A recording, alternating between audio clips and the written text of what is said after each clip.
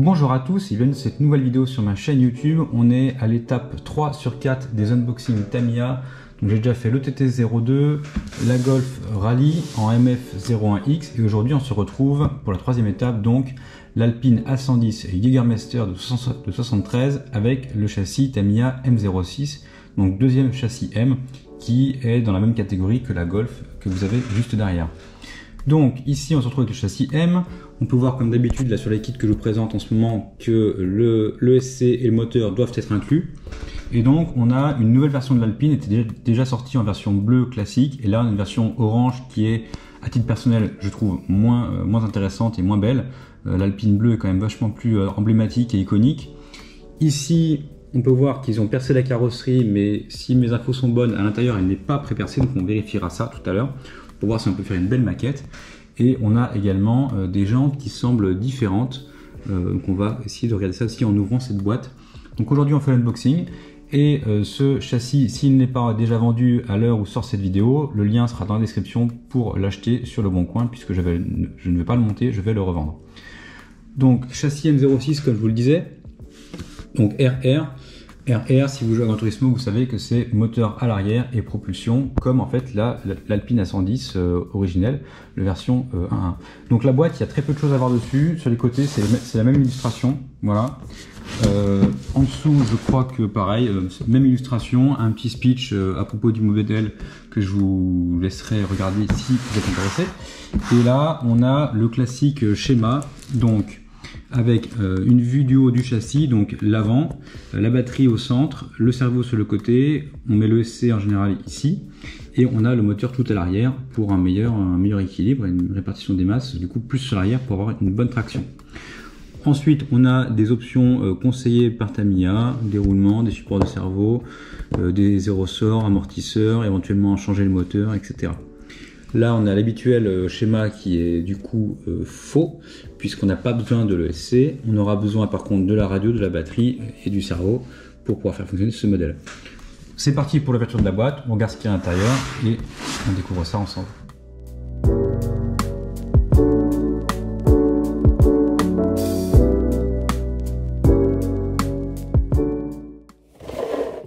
Voilà, une belle vue sur la boîte. Donc on commence directement par le même ESC que sur les autres modèles que je vous ai présentés, donc le TT02 et MF01X.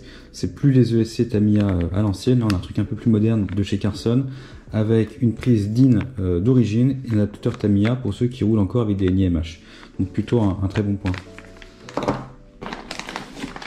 Le sac que je ne déballerai pas pour que le prochain acheteur soit encore plus satisfait.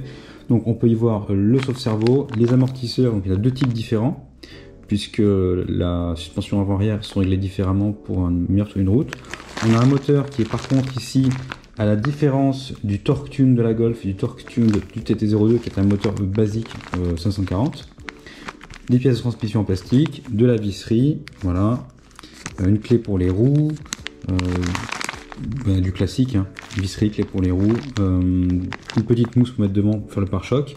Et donc comme je vous l'ai expliqué notamment sur la vidéo du Tamiya TT02, on a les sacs qui sont notés avec des lettres pour que dans la notice ensuite le montage soit plus facile.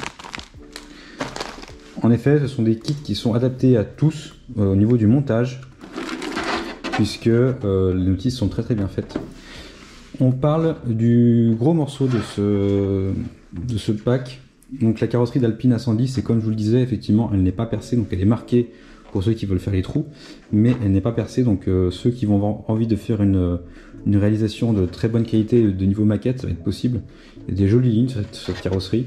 L'avant est également bien détaillé, donc là il y aura un petit peu de perçage à faire je pense pour mettre les feux avant. Et derrière également est bien détaillé avec du beau relief.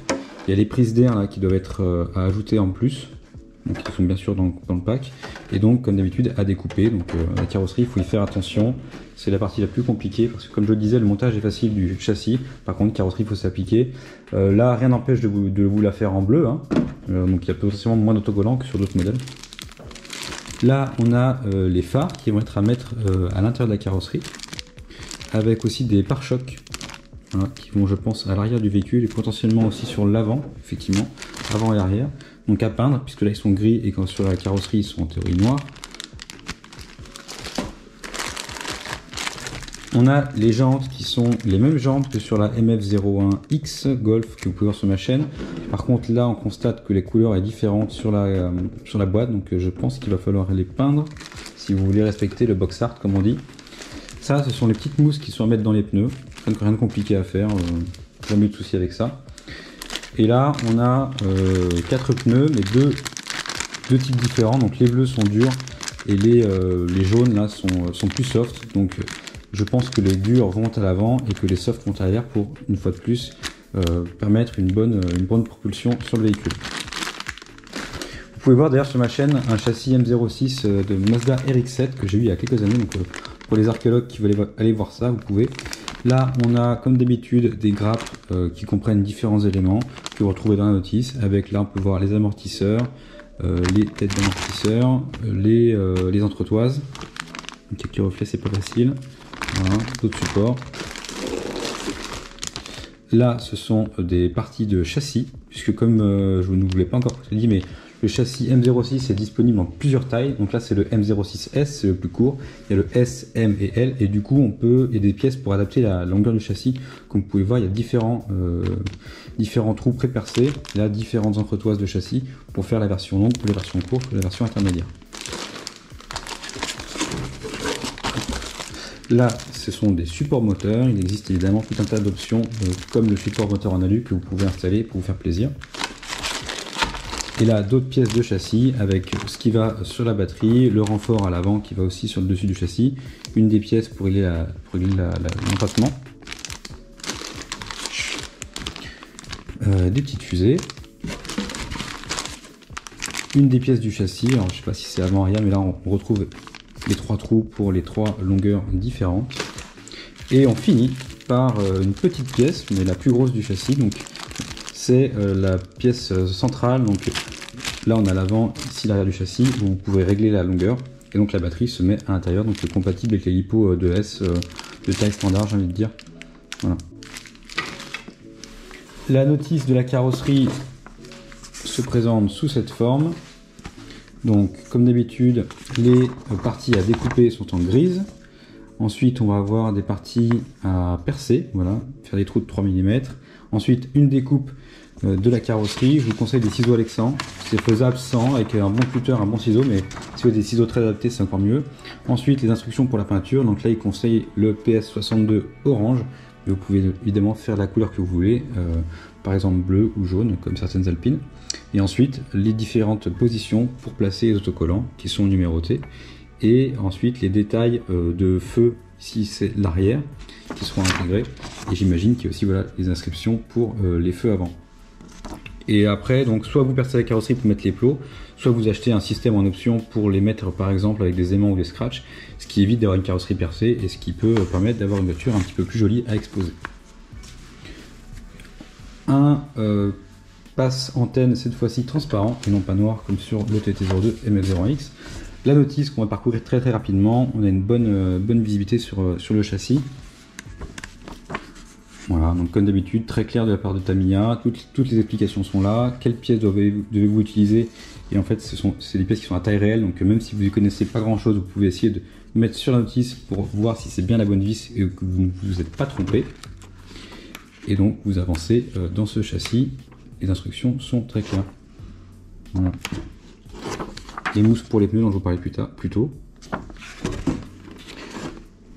les amortisseurs, etc. On finit par la planche d'autocollant. Donc avant de faire la peinture à l'intérieur de la carrosserie, il faudra masquer donc les vitres et les feux pour éviter d'avoir la peinture partout et puis faire un truc plutôt réaliste. On peut vous conseiller aussi de mettre de la bombe Tamiya sur les vitres une fois que la peinture est faite. Ils ont une bombe un peu qui fait un petit peu effet ombre, effet transparent foncé. Et donc là, on a les autocollants avec la livrée Jägermeister qui sont à coller sur le véhicule. Donc voilà pour cette carrosserie de Alpine A110 ainsi que le kit Tamiya M06. Je vous invite évidemment à commenter, liker, partager et surtout à vous abonner. Voilà, moi ça me met beaucoup de soutien de voir les abonnés qui augmentent. Ça m'engage à faire plus de vidéos, plus de contenu sur du Arma, du Tamiya, etc. Donc abonnez-vous et je vous dis à bientôt pour d'autres vidéos.